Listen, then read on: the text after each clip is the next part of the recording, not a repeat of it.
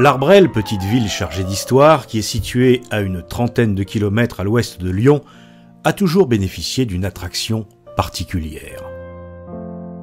Elle le doit probablement à son emplacement privilégié.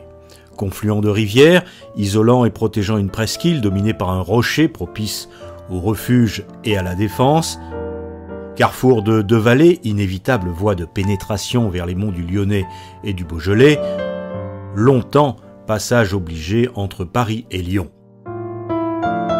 Tous ces facteurs ont favorisé au cours des âges l'installation d'une population cosmopolite.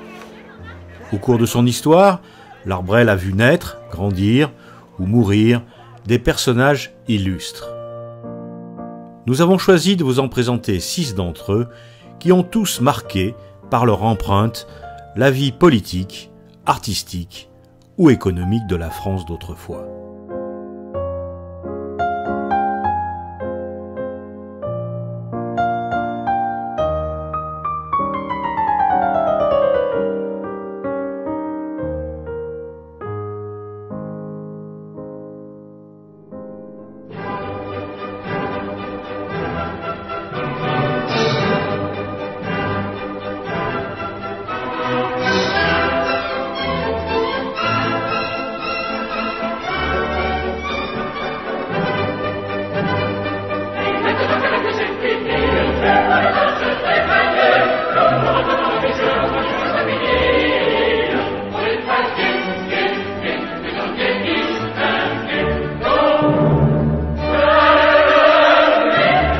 Dans ce parc du souvenir français se trouve la stèle d'un autre artiste célèbre contemporain de la Belle Époque.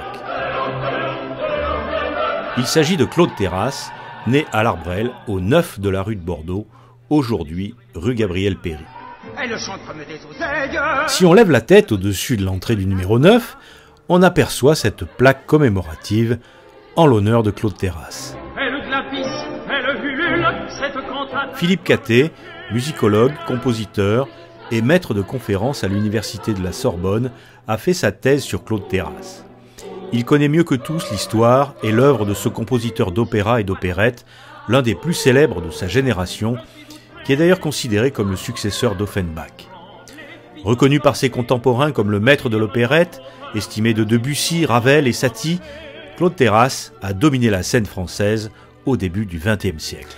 Oui, Claude Terrasse est né à l'Arbrel, d'une famille qui était établie dans le Rhône depuis un moment. Son père était né à Saint-Loup, sa mère à Villefranche-sur-Saône. Il passe toute son enfance à l'Arbrel. L'Arbrel qui est une ville en plein développement à ce moment-là, puisqu'on a à la fois le développement des soieries, qui est très important, et puis également la ligne de chemin de fer Paris-Lyon-Marseille, qui est en plein développement. En fait, il vit les travaux du développement de cette ligne. L'histoire de la famille de Claude Terrasse, c'est celle d'une ascension sociale. Entre son grand-père, qui était tisserand, son père, qui va commencer lui aussi comme domestique puis tisserand et qui va vraiment vivre une ascension sociale jusqu'à être rondier, contremaître et responsable du comptoir des soieries Mancardi à l'Arbrel.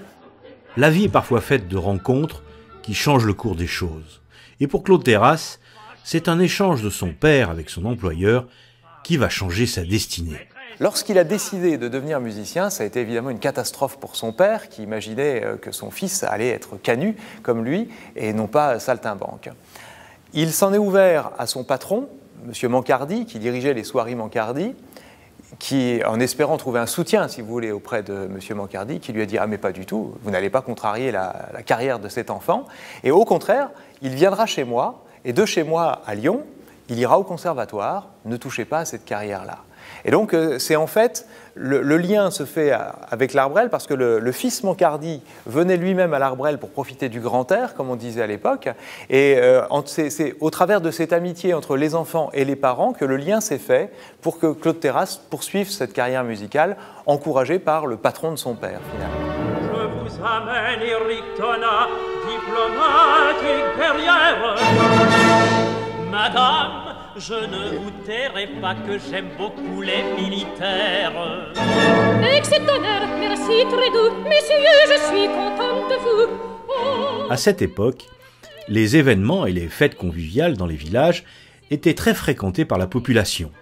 Et c'est certainement là, pendant sa jeunesse, que l'œuvre de Claude Terrasse y trouvera ses inspirations. On a un témoignage tout à fait particulier. Il évoque, lui, la fête des Brandons, qui est quelque chose une fête qui se passe à la Saint-Jean d'été, où l'on défile avec des flambeaux. Et on chante à ce moment-là une ronde particulière. Et cette ronde, il l'a réutilisée dans Pantagruel, qui a été créé à Lyon en 1911, qui est son grand opéra bouffe. Et à la fin du premier acte, vous avez une ronde, justement. Et il a dit lui-même qu'il avait repris ici l'air des Brandons, qui était ce qu'il connaissait depuis son enfance, depuis ses grands défilés nocturnes des fêtes de la Saint-Jean. On connaît assez précisément la manière dont Claude Terrasse commence la musique, et une fois de plus, c'est lié à l'art Brel.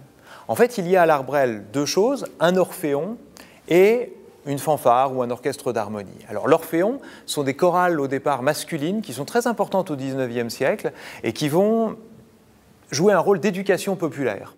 Et on sait que l'orphéon répétait probablement en face de la maison de chez Claude Terrasse, de même que la fanfare.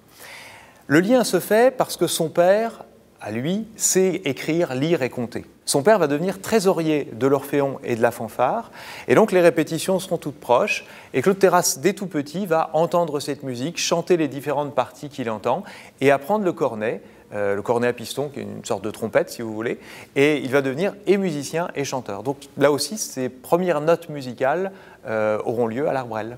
Il a probablement entre 7 et 9 ans quand il commence la musique, et c'est à 13 ans, après le collège, qu'il va partir à Lyon, où il va devenir élève du conservatoire, et probablement vers 17 ans qu'il va à Paris pour continuer sa formation à l'école Niedermeyer, qui forme des organistes et des pianistes, donc des organistes liturgiques, et des pianistes qui deviendront professeurs de piano, ce qui est exactement ce que sera sa première carrière. Je disais tout à l'heure que la vie est parfois faite de rencontres qui changent le cours des choses. C'est très vrai pour Claude Terrasse, qui a eu un parcours jalonné de rencontres qui ont structuré sa vie d'artiste, en commençant par son épouse. Puis il rencontre celle qui va devenir son épouse, et qui s'appelle Andrée Bonnard, qui est la sœur du peintre Pierre Bonnard. Parce que Pierre Bonnard fait partie du milieu de la culture d'avant-garde parisienne, et c'est lui qui va lui faire rencontrer les premières personnes qui seront très importantes pour lui, et la plus importante au début, c'est Alfred Jarry. Alfred Jarry est sur le point de donner son Ubu-Roi, qui est créé les 9 et 10 décembre 1896, et Terrasse arrive précisément à Paris vers août 1896, il s'entend immédiatement bien avec Jarry, et les deux décident qu'il y aura une musique de scène pour cet Ubu-Roi, et c'est Claude Terrasse qui l'écrit. Voilà. Et ça, c'est son premier succès de scandale, puisque la pièce connaît une création tumultueuse, c'est l'Hernani, si vous voulez, de la fin du XIXe siècle, et la carrière de Terrasse, en tout cas son nom, est lancée. Ensuite, il faut attendre quelques années, et à partir de 1900, il va avoir des créations d'opérettes, cette fois-ci, et de 1900 à 1914, il est le prince de l'opérette, celui qui va avoir les créations les plus importantes. Alors on a les Travaux d'Hercule, le Cire de Vergy pour les grandes pièces.